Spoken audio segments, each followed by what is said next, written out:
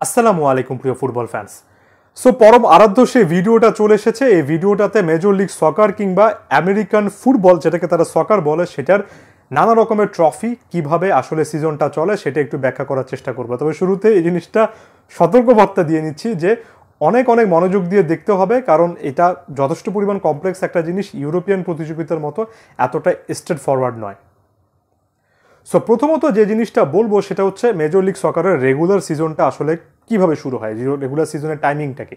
সাধারণত ফেব্রুয়ারি কিংবা মার্চে শুরু হয়, অক্টোবর পর্যন্ত তাদের রেগুলার সিজন চলে, তারপর আবার আরও মেজর কম্পিটিশন আছে সেটা চলে। আর আপনি যদি ওভারঅল এই মুহূর্তে পয়েন্ট টেবিলের কথা বলেন কিংবা লিগের কথা বলেন, আপনি ইন্টার মায়ামিকে পয়েন্ট টেবিলের একেবারে শেষে দেখতে পারবেন। তবে এখানে সবচেয়ে ইম্পর্ট্যান্ট একটা টপিক হচ্ছে এখানে মেজর লিগ সকারে কিন্তু লিগ টেবিল একটা না বরঞ্চ দুটো। সব মিলিয়ে 29টা দল আছে। 29টা দলের মধ্যে 26টা ইউএসএ থেকে এসেছে, 3টা আবার কানাডা থেকে এসেছে। এই 29টা দল নিজেদের মধ্যে দুটো কনফারেন্সে ভাগ হয়ে খেলে, একটা হচ্ছে ইস্টার্ন কনফারেন্স, একটা হচ্ছে ওয়েস্টার্ন কনফারেন্স। ইস্টার্ন কনফারেন্সে ইন্টার মায়ামিকে পাবেন, এমনকি থিয়াগো আলমাদার আটলান্টা ইউনাইটেডকেও পাবেন। ইস্টার্ন কনফারেন্সে এখন 15টা দল আছে, ওয়েস্টার্ন কনফারেন্সে 14টা দল আছে। সো কোনো একটা কনফারেন্সের কথা যদি বলি, ধরুন ইস্টার্ন কনফারেন্সে ইন্টার মায়ামি, তাদের যেহেতু 14টা প্রতিপক্ষ, তারা হোম অ্যান্ড অ্যাওয়ে সিস্টেমে দুটো করে ম্যাচ খেলবে, সব মিলে 28টা ম্যাচ খেলবে এবং আরও 6টা ম্যাচ তারা খেলবে কিন্তু ওয়েস্টার্ন কনফারেন্সের দলের বিপক্ষে। এভাবে সিজনে তারা 34টা ম্যাচ খেলবে। একই রকমের কথা ওয়েস্টার্ন কনফারেন্সের যে কোনো দলের ক্ষেত্রে প্রযোজ্য, তারাও কিন্তু নিজেদের মধ্যে ম্যাচ খেলে বাকি ম্যাচগুলো এই ইস্টার্ন কনফারেন্সের দলগুলোর সঙ্গে খেলে সব মিলে 34টা ম্যাচের কোটা পূরণ করবে এবং সেটা অবভিয়াসলি প্রপার একটা সিস্টেমের মধ্যে হবে। আর এই 34টা ম্যাচ শেষে দেখা যাবে যে কম্বাইন্ড একটা পয়েন্ট টেবিল করা হলো এবং এই কম্বাইন্ড পয়েন্ট টেবিল অর্থাৎ দুইটা পয়েন্ট টেবিলকে একসাথে করে যে পয়েন্ট টেবিল করা হয়েছে সেখানে 1 নম্বর পজিশনে কে আছে। এক্ষেত্রে অবভিয়াসলি পয়েন্ট যার যত বেশি তারাই 1 নম্বর পজিশনে থাকবে, কিংবা যে যতগুলো বেশি ম্যাচ জিতেছে পরবর্তীতে ওই গোল ডিফারেন্স এই হিসাবগুলোকে এনে একটা দল পিক করা হবে। যারা রেগুলার সিজনে অর্থাৎ পুরো সিজন জুড়ে সবচেয়ে বেস্ট পারফরমেন্স করেছে তাদেরকেই অনেকটাই এই রেগুলার সিজনে চ্যাম্পিয়ন বলা হবে এবং তারা একটা অ্যাওয়ার্ড দিয়ে থাকে যেটাকে বলে সাপোর্টার্স শিল্ড।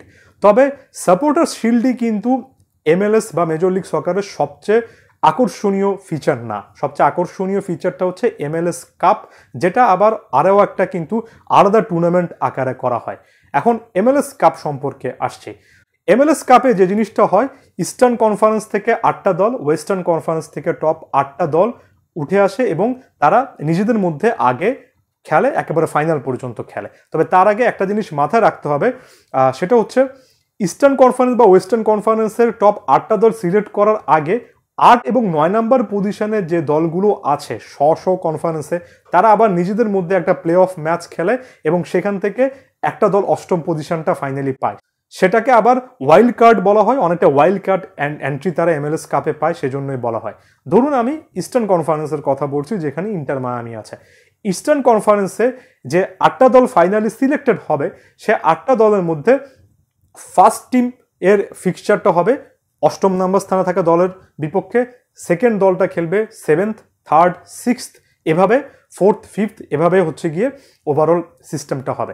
সাধারণত যদি কোনো একটা কনফারেন্সের কথা চিন্তা করেন 8টা দল, তার মানে এটা কোয়ার্টার ফাইনালের মতো হওয়ার কথা। একটা করে ম্যাচ খেলে আস্তে আস্তে তারা পরবর্তী রাউন্ডে যাবে। তবে বর্তমান সিস্টেম অনুযায়ী তারা কিন্তু একটা ম্যাচ না বরঞ্চ 3টা ম্যাচ খেলবে।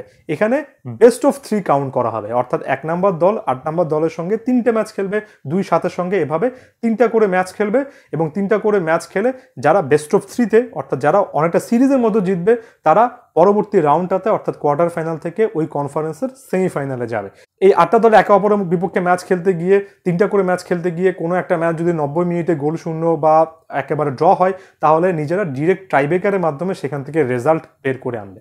সো এভাবে 8টা দল থেকে বেস্ট অফ 3 করে তো 4টা দল পর্যন্ত আমরা সেমিফাইনালে আসবো। সেমিফাইনাল থেকে ফাইনাল, রেগুলার প্রসেস। সেমিফাইনালটা আবার হচ্ছে গিয়ে ওই হোম অ্যান্ড অ্যাওয়ে টাইপেরই হয়, সেখান থেকে ফাইনাল।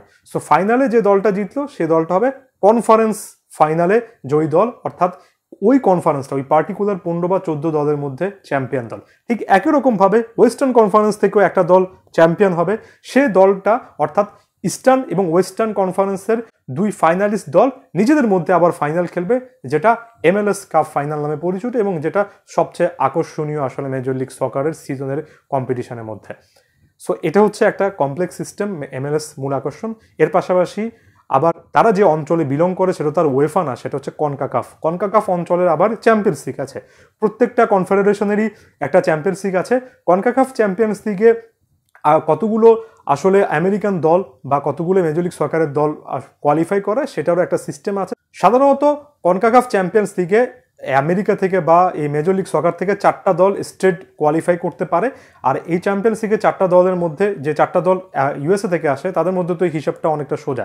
MLS কাপ চ্যাম্পিয়ন যে হবে একটা দল, ইস্টার্ন কনফারেন্সের চ্যাম্পিয়ন দলটা, ওয়েস্টার্ন কনফারেন্সে চ্যাম্পিয়ন বা পয়েন্ট টেবিলে 1 নম্বর স্থানে থাকা দলটা, আর তাদের আবার আরেকটা ডোমেস্টিক কম্পিটিশন আছে অনেকটা FA কাপ টাইপের, FA কাপের কাছাকাছি একটা ফরম্যাটে যেটাকে বলা হয় US ওপেন কাপ, সেটার চ্যাম্পিয়ন দলটা এই কনকাকাফ অঞ্চলে চ্যাম্পিয়ন্স লিগে কোয়ালিফাই করে।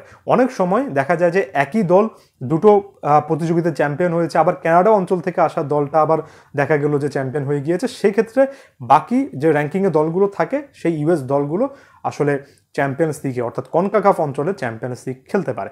এটা হচ্ছে ওভারঅল কম্পিটিশন, ওভারঅল গুরুত্বপূর্ণ প্রতিযোগিতা। এছাড়া আবার অল স্টার ম্যাচ আছে, আরও কয়েকটা ছোটোখাটো ম্যাচ, এক্সিবিশন ম্যাচ আছে, সেগুলো নিয়ে ডে বাই ডে বলবো। এই ব্যাপারগুলো জানি একটু কমপ্লেক্স, যত বেশি করে আসলে এই সংক্রান্ত ভিডিওগুলো দেখবেন আস্তে আস্তে সোজা হয়ে যাবে। এবং বড় বড় মতো লিওনেল মেসি যেহেতু গিয়েছেন, ইন্টার মায়ামির খেলাগুলো কভার করার চেষ্টা করব। ইন্টার মায়ামি নামক একটা প্লেলিস্টও ফুটবল ফ্ল্যাগে পেয়ে যাবেন। সো আশা করছি বড় বড় মতো আমাদের সাথেই থাকবেন।